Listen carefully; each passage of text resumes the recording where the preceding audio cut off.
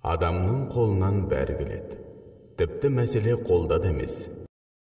Ресейдің Первый канал деп аталатын арнасының Анна Нельсон, Борис Ленов, Ольга Заграничная есімді шығармашылық құрамы жасаған бейне сюжетті назарларыңызға ұсынамыз. Сәлем, Ресей! Мен Ник Вуйчичпін. Мен бақыттымын. Соны сіздер білсеңіздер деймін. Мен бір кісідей өмір сүріп жатырмын. Өмірім мен күлкім сіздерге ешқашан түңілмеуді үйретер деп үміттенемін.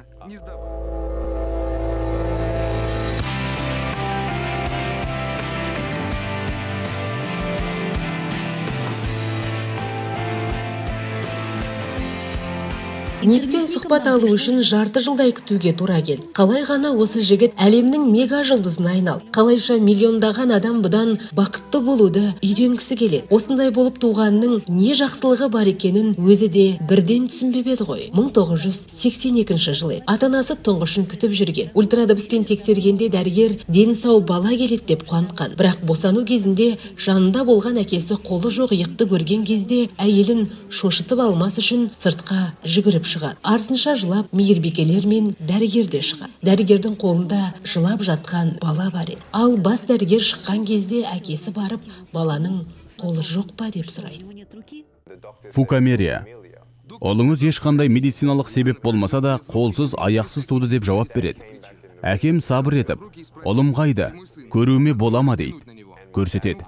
Әкем анама барады да, ұлымыз өте әдемі екен дейді. Анам, әрине оған басында өте қиын болды. Әкем қолдау көрсетті. Анам мені ұстай алмады. Емізу қиын болды. 3-4 ай бойы есін жия алмай жүріпті. Қиындықтарды жағдайға қарай шешіп отырады. Никтің сол аяғының орны табан секілді болып біткен. Соның көмегімен жүріп кеткенде дәрігерлер сене алмаған. Ник кәдімгі балалар сияқты болғысы келді. Кез келген көмекті қабылдаудан бас тартты. Ата-анасы оны бір байқап көрмесең, қолыңнан не келетінін білмейсің деп батылдыққа үйретті. Менің бір қорап ойыншығым бар. Бірақ қолымда аяғымда болмағандықтан ол ойыншықты алып ойнай алмаймын. Ник бассейнге секіріп жүзуді, етпетінен скейтке жатып табанмен итеріп сырғанауды үйренді. Қаламды қысып жаза алады, компьютерді меңгерді. Ата-анам әртүрлі құрылғылар ойлап табушы еді.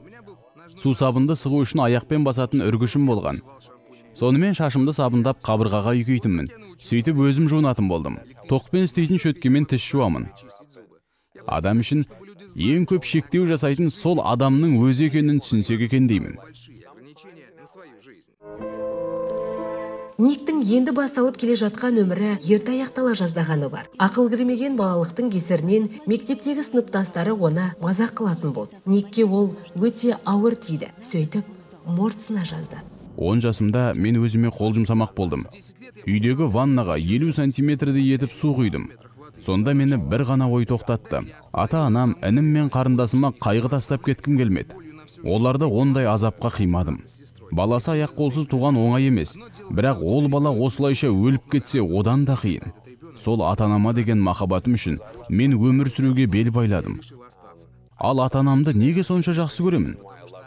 Өйткені олар да мені тура солай жақсы көреді. Ол алдында таңдау тұрғанын түсінді. Бұйырмаған нәрсе үшін назалану керек пе, әлде барға шүкір етіп соны қолданып үйрену керек пе? 19 жасында ол қаржылық жоспарлау мамандығы бойынша университетте оқып жүргенде студенттердің алдына шығып сөз сөйлесең деп өтініш жасалды. Сөзі 7 минутқа созылды, бірақ 4-ші минуттан бастап жиналғандар көздеріне жас ала бастады. Ник әр адамның құны бар екені туралы айтып жатқан еді.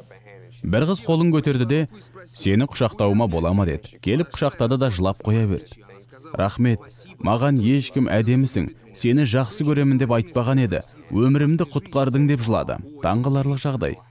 Осы өмірде басқа адамдарға көмектесуден артық ештеңе жоқ екенін түсіндім.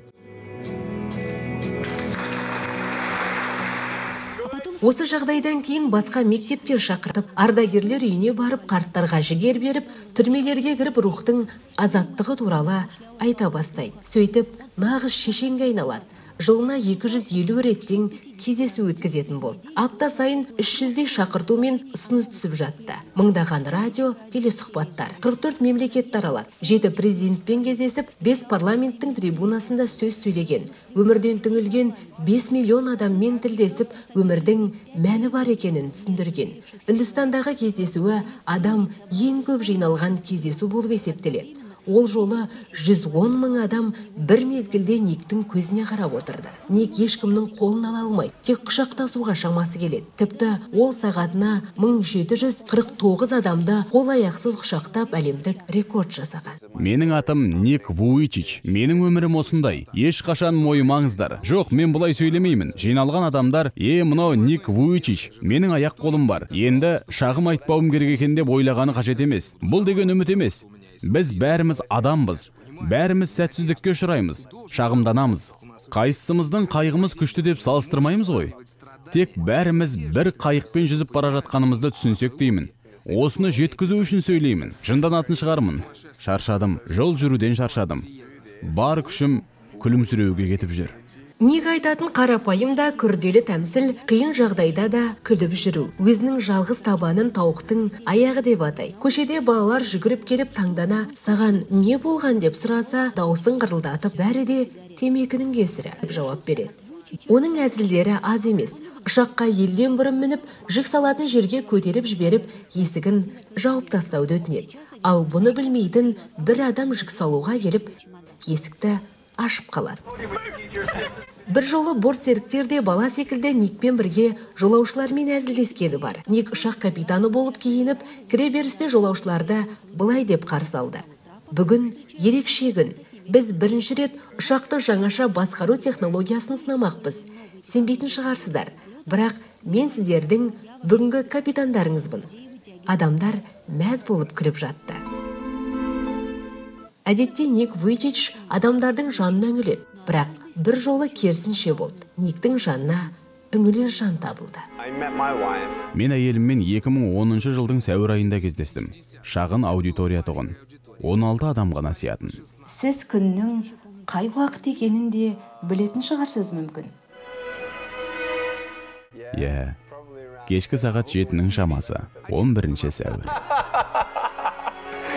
Оларды ортақ достары таныстырған. Қыз Никтің бай, танымал екенін білмеген. Оның үстіне сөйлесіп жүрген адамы да бар еді. Жай ғана жігітті көріп қалған. Жігіт те оны байқаған. Сондай болады. Кейін Ник айтқандай, ол өздерінен тыс байланыс еді. Теңдесі сұлуын Ник тойынан кейін тек бір рет қана көрсетті. Американдық 60 минут деп аталатын атақты бағдарламада Каная Мияхаре Никке деген махаббаты туралы ашық сұрақтарға тура жауап берді. Физикалық қарым-қатынас сіздер үшін қиын емес пе? Шымылдық іші туралы ма? Жоқ, осы мәселе бәріне қызық әйтеуір. Енді мен оны кейде қолынан ұстай алмауым мүмкін. Бірақ ол бәріне де қабілетті ғой. Тойдан кейін бір жыл бір күн өткенде дүниеге Киоси Вуйчич келді. Ник өзінің әкесі сияқты босанар бөлмеде әйелінің жанында болды. Дәрігер баланы қолына алды. Бала етпетінен жатыр. Қолы да аяғы да бар. Басы мен жаққа бұрылып тұрды. Дәрігер кіндігін кескенше менен көзін алған жоқ. Ғажайыпқа толы 3-4 секундтық сәт болды. Мен жылап жібердім. Екі бақаймен пернетақтаны басып отырып, Ник өз өмірі туралы бірнеше кітап жазып шықты. Халық алдынан шығып сөйлегенде Ник көбіне сөзін бұлай аяқтайды. Шынын айтқанда сіз кейде дәл бұлай құлауыңыз мүмкін. Осылай деп бетімен құлайды. Содан соң жатқан күйінде бұлай дейді. Құлаған кезде тұра алмаймын деп ойлауыңыз мүмкін. Үміт жоқ сияқты көрінеді. Бірақ олай емес екенін түсініңіз. Сәтсіздік өмірдің соңы емес.